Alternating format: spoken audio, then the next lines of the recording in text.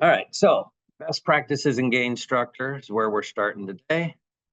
Thank you everybody for attending. I will, if you have questions, put them in the comments or put them in the section down below in the Q&A, and I will try to check that occasionally and make sure that I'm keeping on track with anything that comes up there. So, all right. Well, with that, we'll go ahead and get started. So this troubleshooting guide, like I said, it's going to provide people that are installing Q-SYS, but really these are general practices in gain structure. But we'll talk a little bit about unique things inside of Q-SYS to be looked at. There's always multiple ways to achieve the same result, but we've kind of determined what we believe to be our best practices. It's important for anyone that's doing this to set the gain structure as a basis for all audio in the system. I can't tell you how many times someone tells me, "Oh, my conference room doesn't sound right," or the AAC is not performing well. And I go in and I'll look at, maybe the primary matrix mixer, the AAC and the main matrix mixers, and there's just, all the cross points are at different values and everything, and that's a good indication to me that you didn't properly balance all your inputs on the front side. So you're having to make all of these big drastic swings in the middle. So anyway, it's just kind of a basis of where we're at. And if I can get this on the next slide advance, there we go. Oh, shoot. Pardon me. There we go. There we go. All right. Now, thank you. So what we're going to do here is proper gain structure is a key component to getting the best performance out of your audio system. You'll notice here, we've got input section here. We've got basic signal conditioning, equalization, things like that you'll see in here. And then we may have some user program level controls for program audio. And we'll get into that, whether, there's a discussion of whether you put volume controls here or you put them post mix, but whatever the case may be, we'll talk about those scenarios. And then we've got where we're mixing microphones together, we're mixing program with that audio, and then we've got some output signal conditioning, and then we're going out to amplifiers and going from there. So one of the things we got to discuss first is the language of audio, right? So the important thing to remember is we need to talk about different topics and different terms that we're going to be using. So first off, the noise floor this is the base noise that's associated with a circuit that's being used, right? So there's an inherent noise in anything. So if I just take an open-ended input into our system and just listen to it and have it just open, I can hear, I'm going to have a certain level of just electronic noise that comes from just the circuitry itself. Now, if you plug a line level or if you plug a source device into that, that may induce some additional noise coming in. Certainly, if you plug a microphone in, that's going to change where that noise floor is as well too, because it's now going to be collecting audio from around the room, bringing it in, and so that's what that is. Dynamic range is going to be the allowable signal range between the noise floor and when that circuit clips, right? So that's the next thing. Headroom.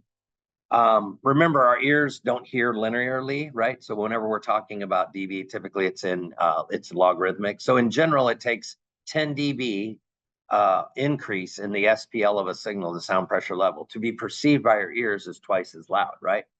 And ideally, we'd like to have our audio signal to have 20 dB of headroom in the signal that we're reproducing. So, oh, shoot.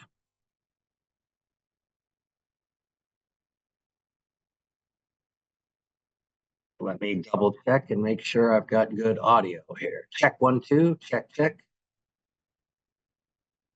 Check 1, 2, check, check, check. Can everybody hear me now? Please drop into the comments if you can hear me now. Certainly there. Okay. We can hear you fine. Okay, great. All right. Somebody obviously couldn't hear me. All right. That really made, I was nervous. Everybody said they could hear me fine. All right.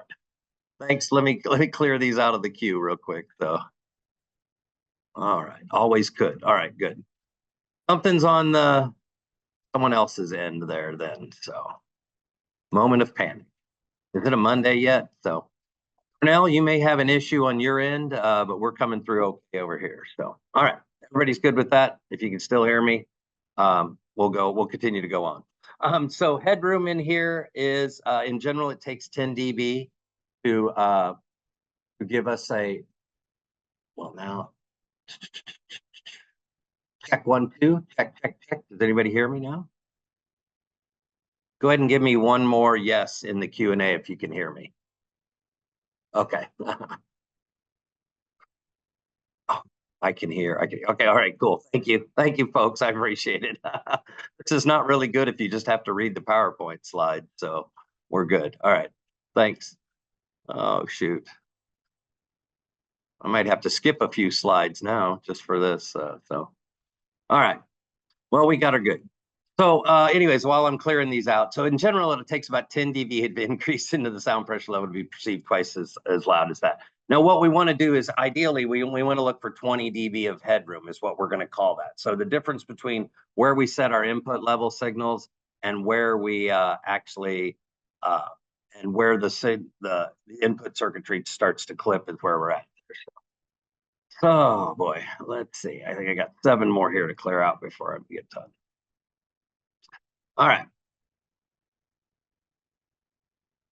And there we go. All right, let's move on to the next one. And next. All right, so the next one that we're going to talk about is signal to noise ratio. So we already talked about dynamic range being the point from the noise floor to the clipping point. We talked about headroom being where we set a fixed level of where our input signals, at normal volume. If you're testing a mic, normal distance and a kind of a normal volume or a calibrated signal going in, should have about 20 dB of headroom. And then this distance between the noise floor and that unity gain spot is what we call the signal to noise ratio. And so we want the input to be sufficiently above that noise floor to make sure that this is really, really important, because if you don't have enough signal to noise ratio, or if that's really small, the noise floor is really high in there, you're going to have to address the noise in the room that's coming in through microphones and things like that. But we'll talk about that. So the nominal level in the middle, this is where the sweet spot is. So a lot of people call this, we're going to set unity gain across the board and things like that. So in this case, when we're talking about in the analog world, plus 24 dBu is the clipping point. So therefore, 20 dB down from that is going to be the nominal level that we want. So we want to bring all of our audio devices in and adjust the input gain to where they're at that nominal level. In professional audio, the standard is plus 4 dBu. So if I have a professional, out recording, or not recording, but playback device or something like that, it's going to output on that balanced output a plus 4 dBu nominal signal. You may have to adjust your input gain up or down a little bit for that. So then we have to talk about preamp circuits. So the preamplifier, or the preamp, or the preamplifier itself, allows us to help signals that are coming in that are below that desired nominal input level, such as microphones, right? So we know that depending on where those are at, we always have to add gain to microphone. Q-SYS and most DSPs make use of analog preamp circuits, which generally provide the lowest noise sample to DSPs. So as you can see in this signal chain, we have our input device that comes in. It's going to go through this analog preamp. So in our CMIL4 cards, or even in our so depending on what that is, you'll have anywhere from 0 to 83 or around there dB of gain that you'll be able to add.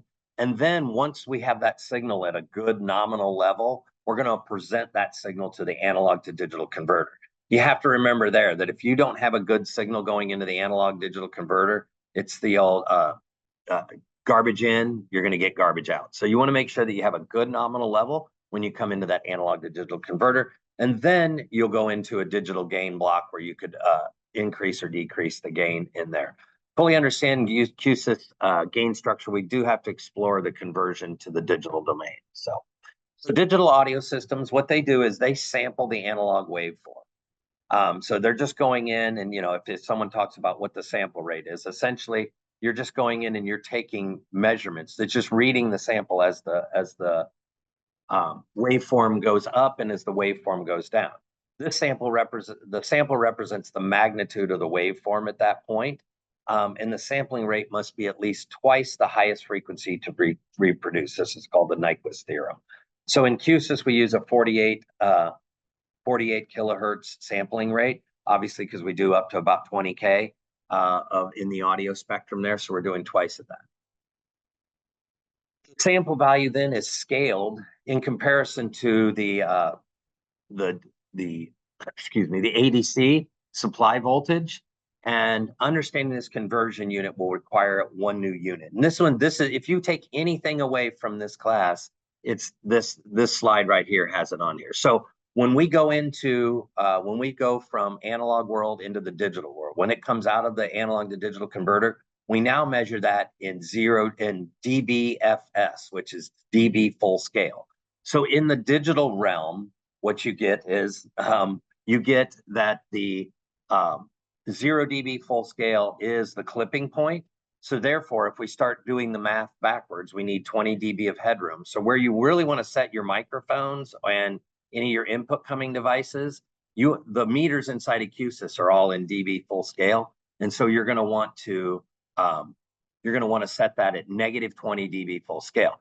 Some of our competitors and other DSPs will they'll have the input meter set at in dBu, and so if you're shooting for 0 or plus 4 dBu and it's a DBFS meter, you're going to be at the clipping point when you set your mics up. So this is really important. So dB 0 full scale is the maximum level that can be sampled. So anything beyond that, we're going to start getting problematic. The DSP itself, after the samples are taken, they can be manipulated in the DSP. There's two major types of DSP processing. There's fixed point, which has a fixed dynamic range to it. And then there's floating point, which has an infinite dynamic range. So we can continue to add more and more gain as we need along the way. Q-SYS makes use of the floating point DSP. Samples can only be clipped at the conversion point from the analog domain into the digital domain. And we can apply infinite attenuation or gain in between the input and the output on the device there. So we do want to allow for 20 dB of headroom in the input circuit analog preamp to bring this up to the nominal level. So here's what our input blocks look like in Q-SYS. So you'll see you're going to get this meter is reading dB full scale. So even though it's in this box that says analog world, this is where your analog preamp gain is. And so when you bring that preamp gain up, this meter is post digital conversion, and you want to make sure that when you bring the gain up on the preamp gain until you're getting a negative 20 dB FS. Whoops, there we go. Thank you for that one. Where do we go? All right, let's get back here. Dan's on the struggle bus with PowerPoint today. So, there we go. Well, let me just stop this real quick. All right.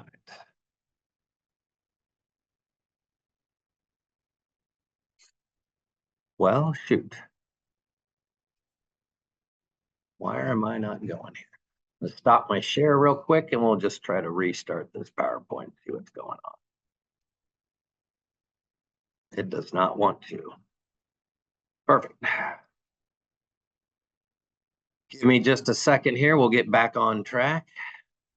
Got this ready to reboot here. Man, some days just throw the towel in.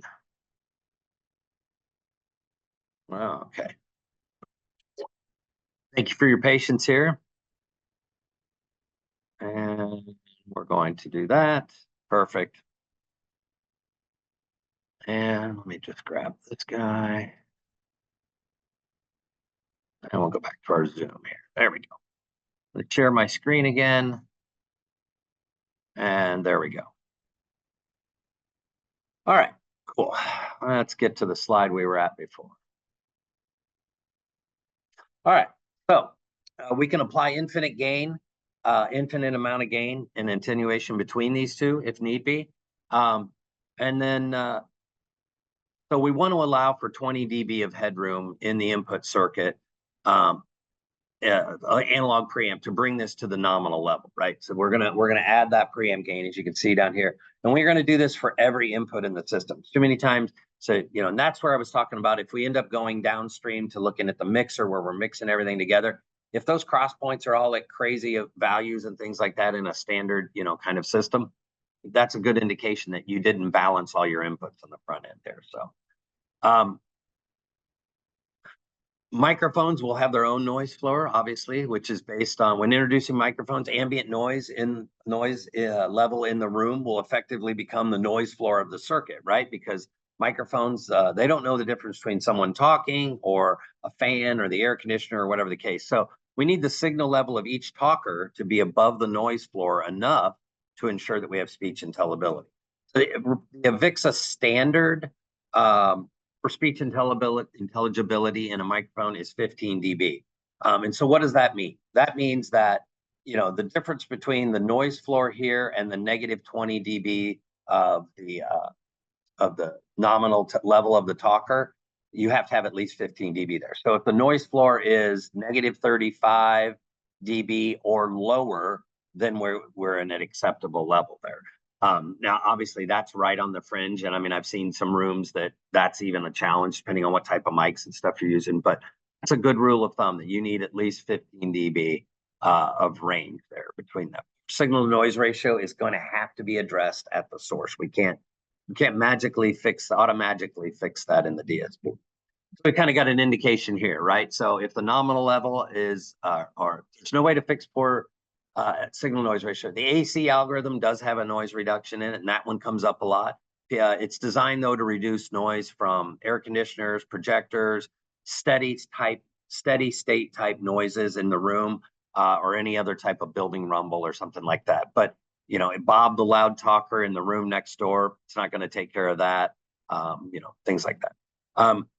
It doesn't, if someone's tapping on the desk, coughing, things like that, those aren't going to be removed with the noise reduction that's built into the AEC, and you may not have AEC in all your systems either. So you can kind of see here if the nominal level of 20 dB full scale has been achieved, but the noise floor is higher in value than negative 35 dB, we cannot ensure that we'll have proper intelligibility. So in this case, it's at negative 31.4. That's what it's showing there. So properly, what you would look for is you're looking for something in the level of below that negative 35. So in this case right here, the signal is, the noise floor is sitting at negative 42. And so we're perfectly fine there. This would be an acceptable, good situation. The way you test this is, you have a talker talking into the microphone at a normal distance and a normal level. And I know that's hard to say, because everyone has a different tone to their voice. Sometimes it helps to have different people do a little bit too. But you want to adjust the preamp gain while the talker is talking until it reaches negative 20 dB full scale. So have them read, do whatever the case may be. And then when they stop talking, take a look at the peak input meter. And notice I said these are peak input meters. So you want to look at the peak input meter and see where that any noise that's coming in is negative 35 dB or below. If you increase the preamp gain to make the mic signal louder, you're also going to be increasing the noise floor just as much too, right? So once again, we have to address it at the source.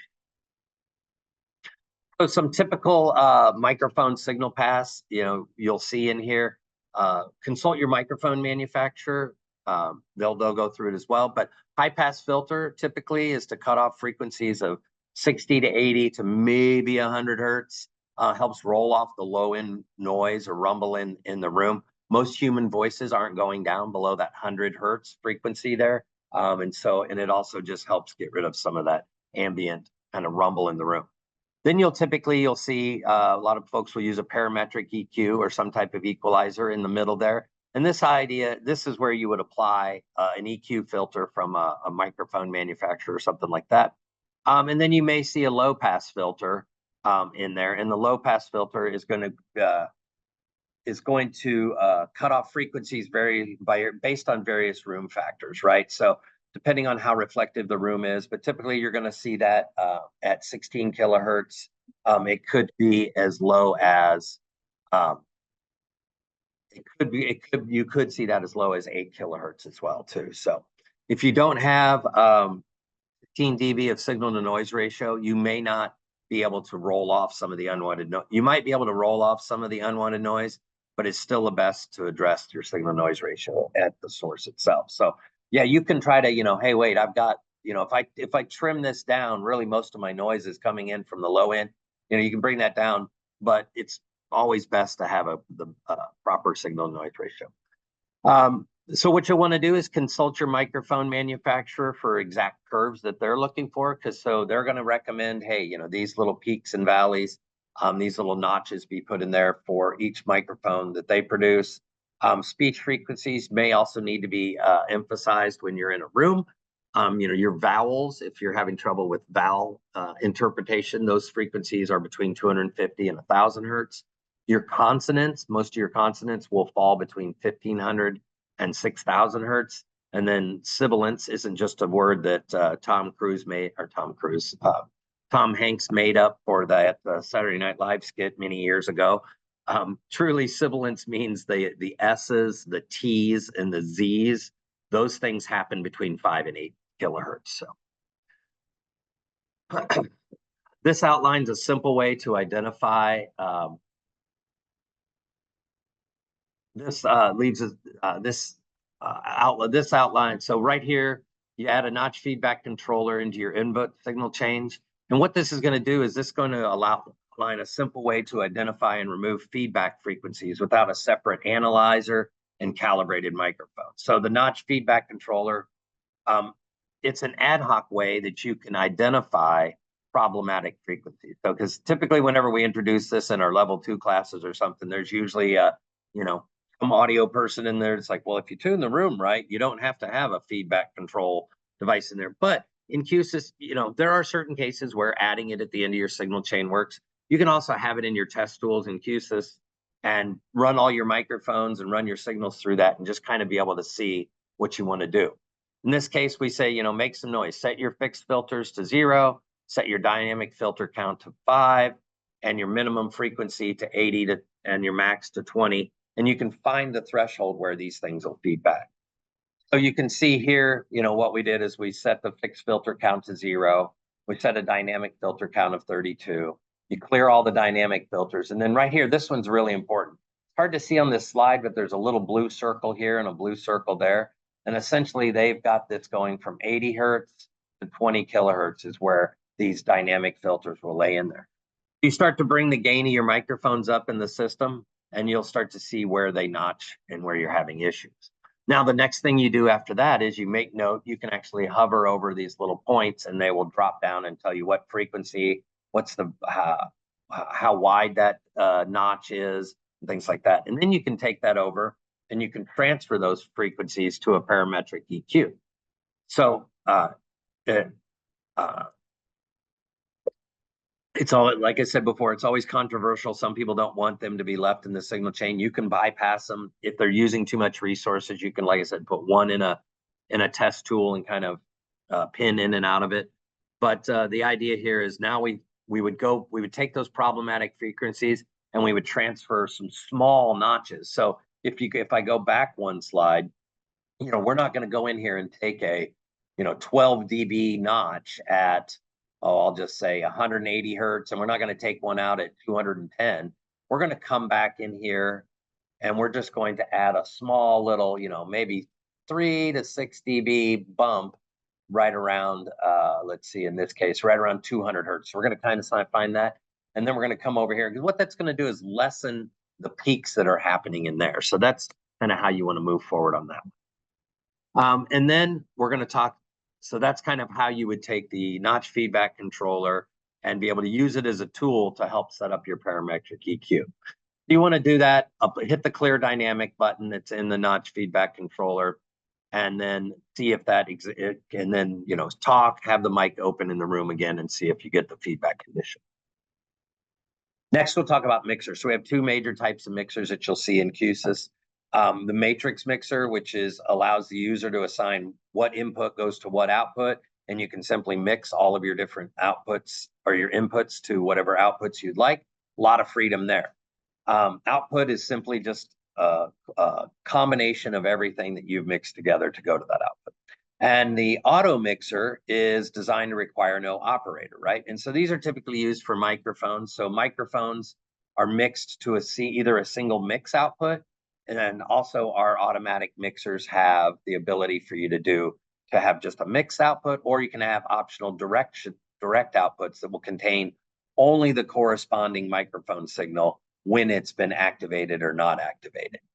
Two major algorithms decide which mics pass out to the outputs. And the output level, the idea of the automatic mixer is that the output level of microphones, whether you have 10 mics in a system or 4 mics or 20, is that output level is constant regardless of the number of open mics that you have. And so if we take a look first at the matrix mixer. So a lot of folks look at our mixers and they say, well, why is it that yours are different? You have inputs, come in the bottom essentially, or the top, I guess, and then the outputs go out the right-hand side there.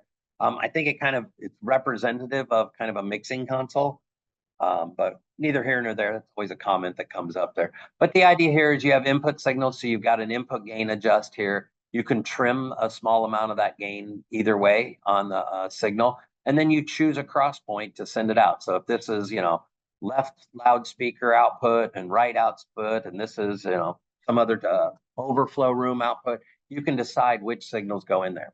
And this is also assuming that you've set all your input gain up properly, right? So you're going to want to make sure that you have input gain set right so that these cross points, are typically you'll do 0 dB for all your cross points. There may be times when you need to, back off a few dB here and there, depending on the use case.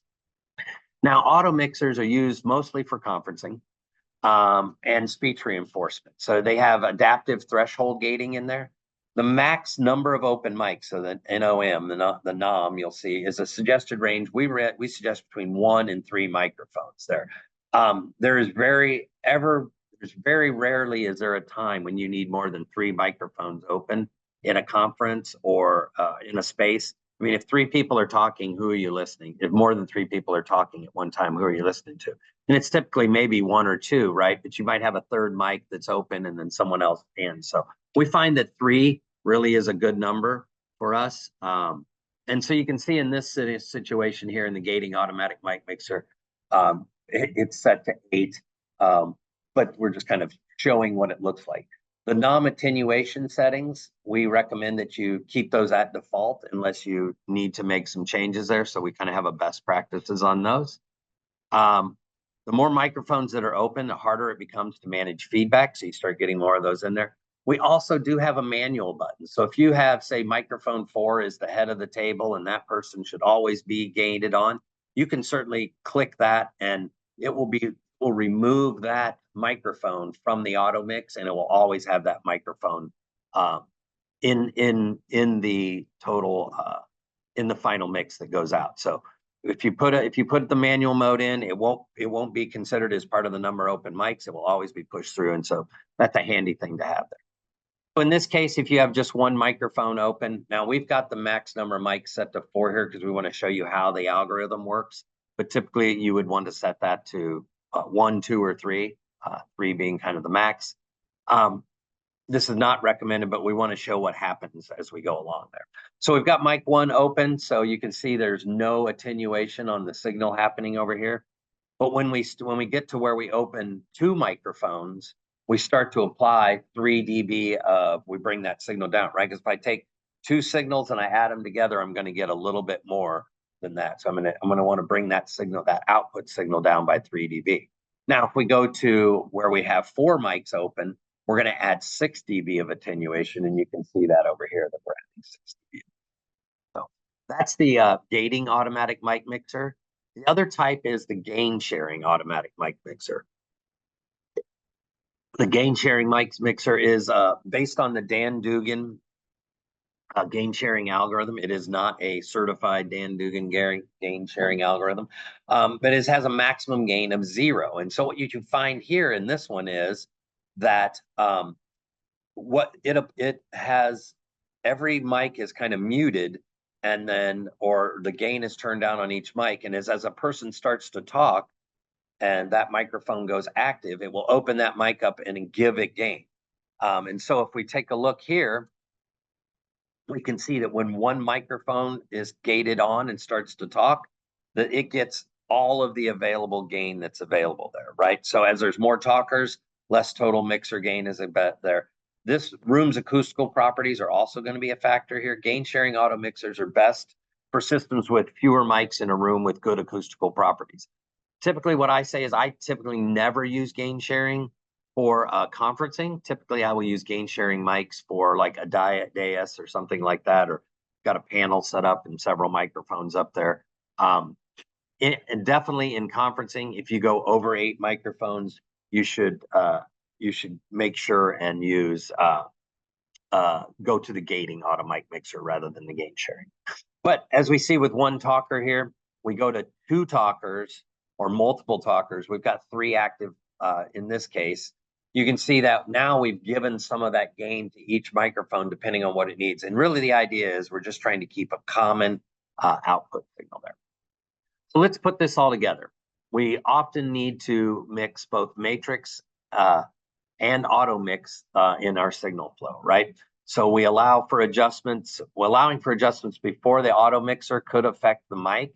So you'll notice in this example here, the mics go through their filtering and there are no user controls in here because we don't want the user to be able to adjust the level before the gating mic mixer does, right? So if you go back here, all your mics are brought in at unity gain at a nominal level. They're going to pass through whatever equalization they need to, and we're not going to let the user mess with that adjustment until it gets into the gating auto mic mixer, because we want that signal to be in there and to be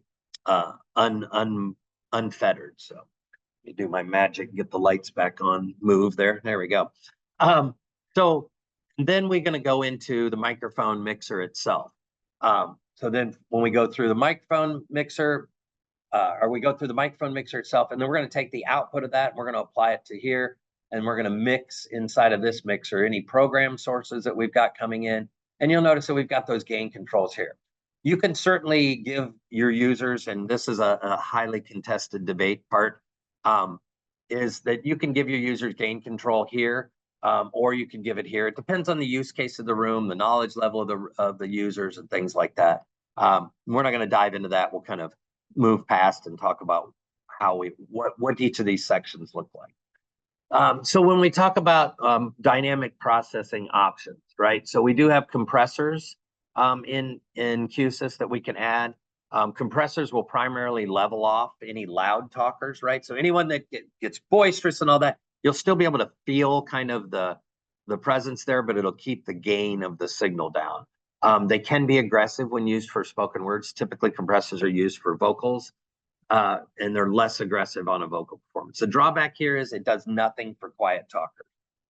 Now, the other option that we have is an AGC, so an automatic gain control. These will help for quiet talkers, and they'll help for loud talkers. Now, the drawbacks on these are they're a little bit slower to react.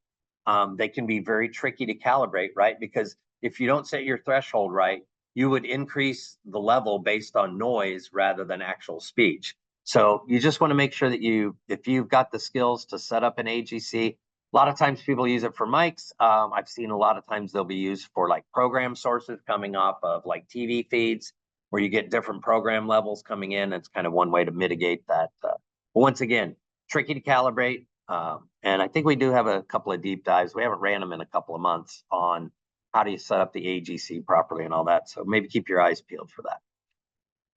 All right, so what's wrong with this picture right here? I'll tell you, it's that we never want to place a gate ahead of an auto mixer, right? Just like we don't want to give the end user gain controls to be able to adjust that, we don't want to have to, for our microphone to have to break over a gate and then be gated again going into the gated mix. We do not want to use them. Poor signal to noise ratio. If you have poor signal to noise ratio and you have noisy mics and you're thinking, well, I'll just put a gate before the gating mic mixer, you're putting a Band-Aid on a sucking chest wound there. You're not going to make any headway with that. Not a good suggestion. Now, we've spoke a lot about input gain structure and processing. Let's talk about what we do after the mix. So after the mix, typical design elements post-mix you might see is there'll be some equalization after the mixer. We may have some user level controls, you may not. They may just be, you adjust your program levels and the mic level in the room as itself is fixed. But you may have limiting that goes in there, and you may have some delay depending on how your system is configured. So if we look at EQ in the output signal chain is typically for speaker EQ, we'll call it, which is curves that are recommended by the speaker manufacturer. So that we always look for, and we always talk about in the Q-SYS ecosystem, we always talk about how we're going to how we want to EQ speakers flat. And if you're not familiar with that term, the idea with a flat speaker is it's not that it doesn't reproduce highs or lows, it's that it accurately reproduces exactly the signal that's put into it. And so no manufacturer builds a perfectly flat speaker. So they'll always recommend a curve that you apply to the outputs that go out to those loudspeakers. When used with QSC speakers, we call this intrinsic correction. So we actually have a block. If you're using QSC digital amps and using QSC speakers, you can drag this block in and attach it to the amplifier, and the amplifier will know, how much power to send to it, how much current to send to it. It'll know, it'll apply the right EQ, at least the intrinsic correction to make it as flat as possible and sound as good as it's supposed to sound. But then we talk about also room EQ, and this is EQ, things that you'll add in there based on the response of the room, right? And this is going to take into account the size of the room, the shape of the room, the reflectivity of the room, and how that all handles itself there. User gain controls. So I said this is a contentious topic. Well, we'll really get started here.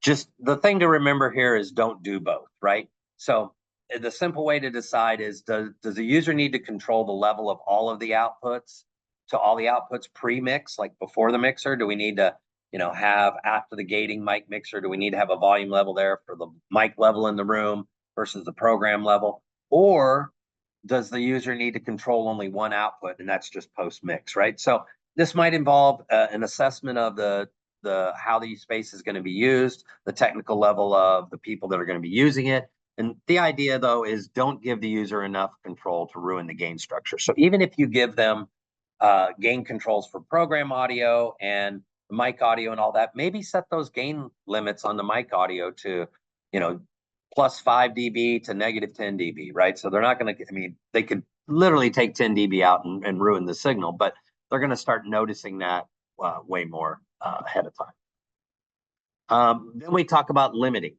So in order to prevent signals from going beyond a predetermined level, we use limiters. They also will prevent clipping, and they prevent overloading of any amplifiers or any other downstream device. The peak limiter block, the default threshold is 0 dB in it, but let's take a look at what's actually ideal. So if you look here at this signal, the input signal is unaltered. It's definitely below the threshold of 0 dB. If we actually apply, if the gain continues to go up on that, you'll see that it actually overshoots by, maybe 6 dB before it actually, the limiter takes effect and then pulls the signal back down there. So what we kind of recommend is when you look at that threshold, you may want to go in and set that threshold at -3 or maybe -6 dB.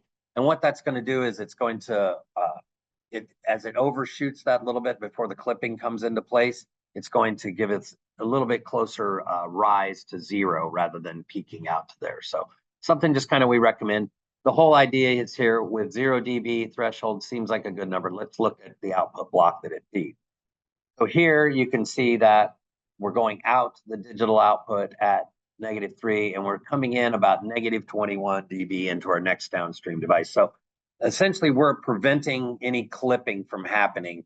We're just building up a little bit of more margin before we go to that downstream device as it goes line out of the core. Amplifier blocks, QSC amplifier blocks, limiter amplifiers, limiters set automatically if the speaker blocks are configured correctly, right? So if you're using our network amplifiers, your limiters are automatically set. So this means you don't need additional peak limiting components in your signal chain because we're going to handle all that when you're doing that. But if you're doing an analog amplifier and you're going out analog, either it's an analog amplifier, recording device, whatever it is downstream, you're going to want to look at that. So.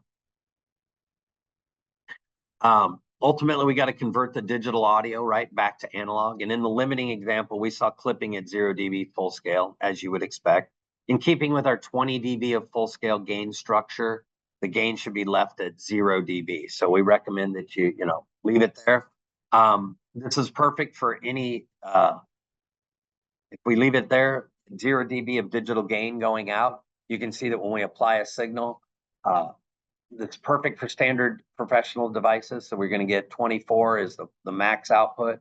And, we're going to be just a little below that peak output. So that's going to be perfect for there. But what if the next thing down in line is a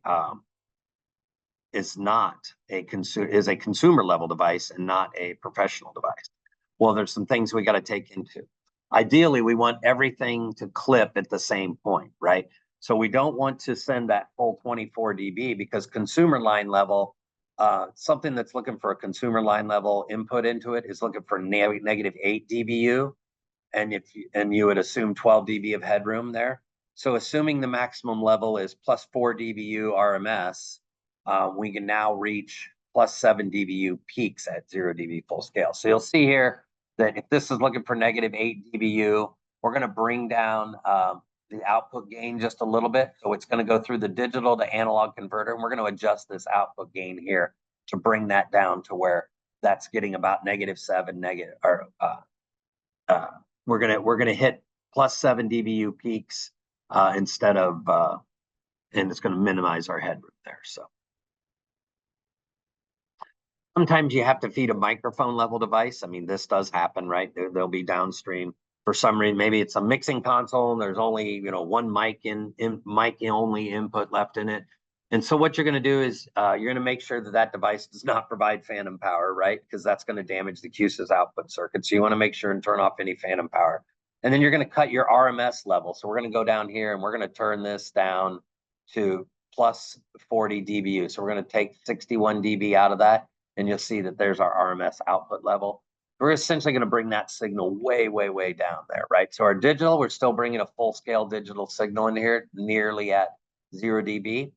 And then we're going to hit this point here where we're going to lower that signal down there. Now, decreasing the output level is going to decrease our signal to noise ratio. I think this chart kind of helps tie together the beginning, right? So if you're using, and this is kind of, why use pro gear versus consumer gear or mic level type of gear. Professional line level is going to be a plus 24 dBu. And so wherever our noise floor is at, let's say it's at 40, because that'll be easy math for me. We've got 64. If it's at 40, we've got at negative 40 is where our noise floor is.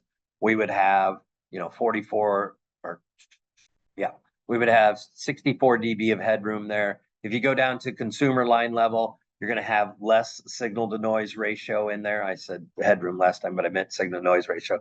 So if you go from negative dBu down to 10 dBu down to negative 40, you would have, 30.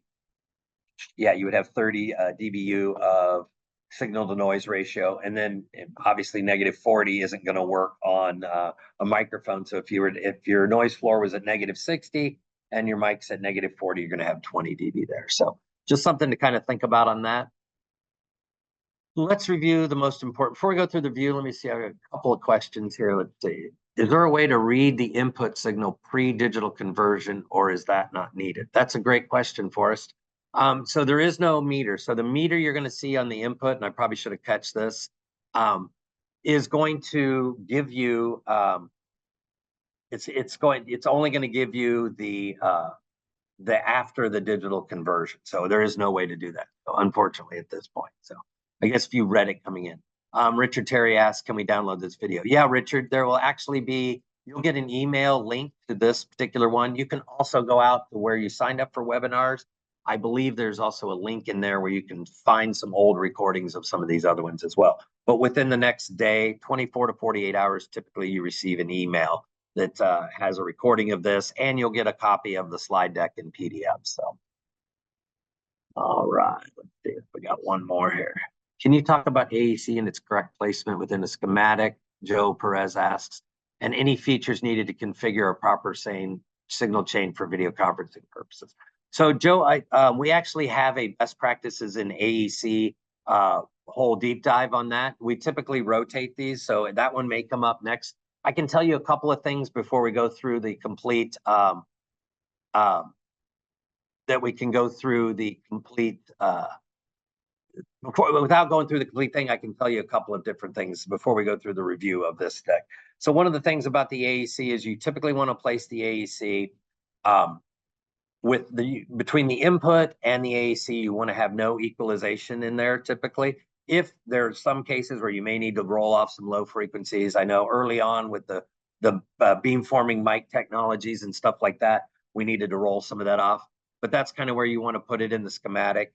But yeah, it's kind of a whole lot to cover in a 1 or 2 minute question answer there. So same thing on best practices on AC. There is a quantum class. So this deep dive comes from our quantum training program. So you can go out to training.qsc.com and actually take this as a class, and it's just someone else going through the slides and all of that. So if you're needing that right away, I suggest that's the way to go.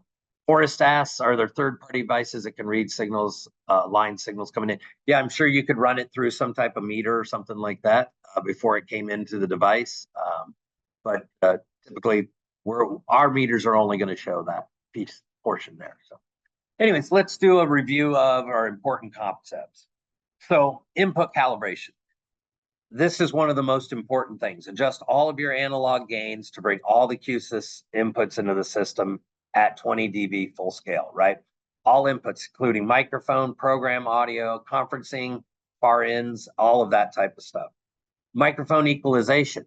So what you're going to want to do is you're going to want to trim any high or low frequency noise with low pass and high pass filters. So kind of limit what all the microphone is listening to, right?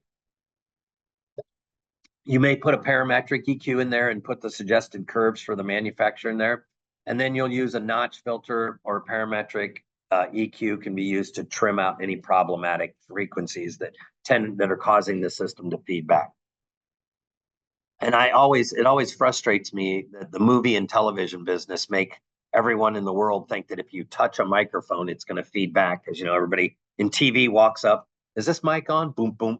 Ooh, okay. That's a poorly set up system if that's how your system is working. So anyways, enough about Dan's hang up. Automatic gain control. So microphone dynamics, you can add an automatic gain control, or compressors can be used to get consistent levels from a wide range of talkers. Auto mixing. So do not place user level controls or gates ahead of your auto mixers. You don't want to do that. I think we talked about that on the way. And use gating auto mixers for noisy rooms or rooms that have a lot of problematic things in there. I'll answer these questions real quick. There's a ton of useful information. I have a hard stop at 11. We will be done by 11, but also you will get a copy of this. You will get emailed a link to this video, and you'll get a PDF copy of the presentation. Patrick and Sims, I appreciate you attending. Yes, you'll get a recording of this as well too. So we'll move on here and finish up this. So use another thing to remember is to avoid multiple controls in the same signal path. So don't give the user, too many places to adjust the gain or get it way out of whack there. And avoid ranges, adjust your ranges to let them, so they don't completely destroy your gain structure that you've so delicately created. Output limiting. So QSC amplifier limiting applies automatically using intrinsic correction and generic speaker blocks when it's set up properly. Use the peak limiter component to protect outputs from clipping. And with proper nominal gain structure, 3 dB full scale is a good limiter threshold that you can deal with. Output calibration, you just want to calibrate the output of this signal. You need to know what the next device downstream is looking for. So you want to adjust the max output level to the clipping point of that device, right? So that you can, if you're going out to multiple different devices and one of them is a consumer level and one of them is professional and one of them happens to be mic level, you're going to want to adjust those analog gains on that so that we're not going backwards in the sound system to do that. So, and we'll see if I've got a last couple questions up here. Okay. That's it for gain structure. So we do, in the coming months, we'll probably run again the AEC. I'm going to go ahead and end my slideshow and we'll stop my screen share here. All right. So we'll go back through these and, in a couple of months, we'll see these, we'll do the gain sharing usually every couple months, and then we do the gain sharing in AEC. And we've got a combo one that we kind of put together that touches briefly on both of those as well. So download sample project files. So you can download those through Q-SYS Designer also. There is, so that's one thing that you can do there. We have different example files for teams rooms and things like that. So look in some of the assets there as well. And then Forrest has a question. In your opinion, what is the best DB range user to give? So I talk about this a lot in level 2 classes, and anytime I talk about gain, I typically give my output gain controls will go from 0 to -40. And I say that because at -40, there's still an audible level. And so if somebody plugs their laptop in and the volume's turned down on it or something like that, and they've turned the gain up in the room, they're going to be able to hear that. Or if the room gain's turned down, they're going to go to, they're going to hear a little something. They won't just say, oh, the sound system is bad.